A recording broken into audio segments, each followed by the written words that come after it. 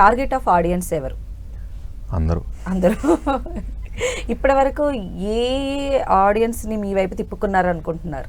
Families, మొత్తం family. Okay, family star in future.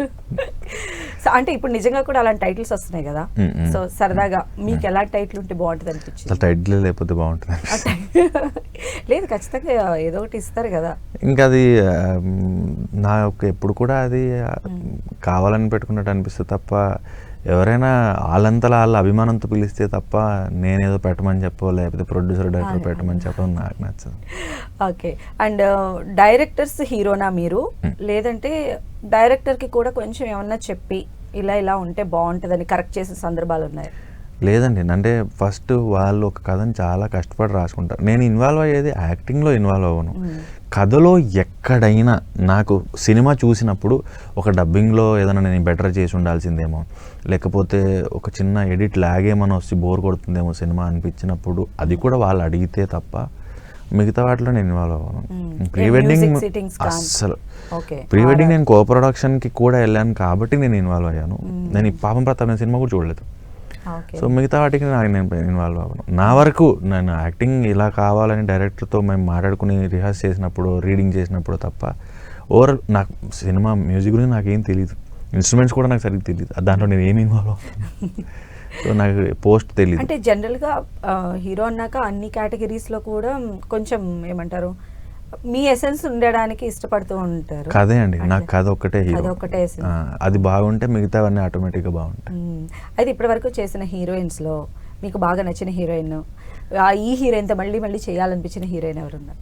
నచ్చిన అనలేను, కాకపోతే పర్ఫామ్ చేసినప్పుడు ఒక కాంపిటీషన్ లా ఉంటుంది.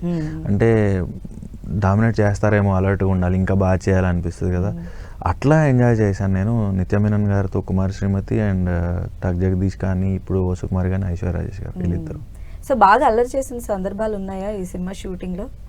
మీరు మాట్లాడుతుందే ఒకటి రెండు, ఇందులో అల్లరి అది అంటే ఫన్ అంటే జనరల్గా ఇంప్రూవైజ్ చేసేటప్పుడు లేకపోతే సెట్లో తప్ప, లైక్ అందరూ కూడా ఓన్లీ క్యారెక్టర్ వర్క్. ఈ మధ్య కాలంలో మీరు చూసిన సినిమా, మీకు నచ్చిన సినిమా, అరే ఇట్లాంటి సినిమా నేను కూడా చేస్తే బాగుంటుంది అనుకునే సినిమా ఆర్ ఓటీటీ, ఇప్పుడంతా చాలా పెద్ద కంటెంట్ వచ్చేస్తుంది కదా మార్కెట్లో. దురంధర్ నచ్చింది నాకు, దురంధర్. ఓకే. అంటే ఒకవేళ అలాంటి ఇంటెన్స్ క్యారెక్టర్ ఉంటే ఎలా, అంటే మీరు ఎలా ఫస్ట్ ఫీల్ అవుతారు దాన్ని?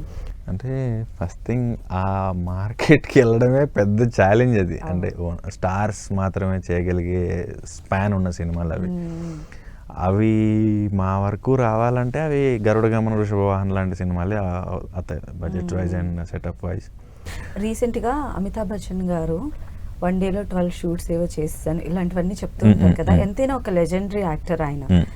అంటే జనరల్గా అలాంటివి విన్నప్పుడు యాజ్ ఏ యాక్టర్ మీకు ఎలా అనిపిస్తుంది? అంటే ఈ మధ్య కాలంలో సినిమాలన్నీ 2 years 3 years స్కెడ్యూల్స్ నడుస్తూ ఉన్నాయి, గ్రాఫిక్స్ కోసమని ఇట్లా మధ్యలో టైం బ్రేక్స్ తీసుకోవడము, ఎలా ఉంటుందండి మీకు? పని పిచ్చోళ్ళు ఖాళీగా ఉండలేరండి. అంటే యాక్టర్కి అతిపెద్ద ప్రాబ్లం ఏంటంటే ఖాళీగా ఉండడం. కాబట్టి ఎంత వర్క్ ఉంటే అంత ఎంజాయ్ చేస్తారు. సో అమితాబ్ బచ్చన్ గారు అది పెట్టినప్పుడు చాలా హ్యాపీగా అనిపించింది. ఏంటంటే ఎక్కడి నుంచి స్టార్ట్ అయి ఉంటాడు తను. సో అందుకే ఇంకా ఆ కసి, ఆ పిచ్చి పని మీద ఉండడం అన్నది అది నిజంగా ఇన్స్పిరేషన్ అందరికీ.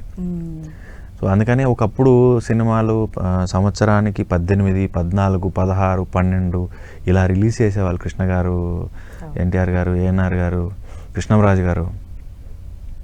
అలా చేస్తేనే పాసిబుల్ అవుతుంది.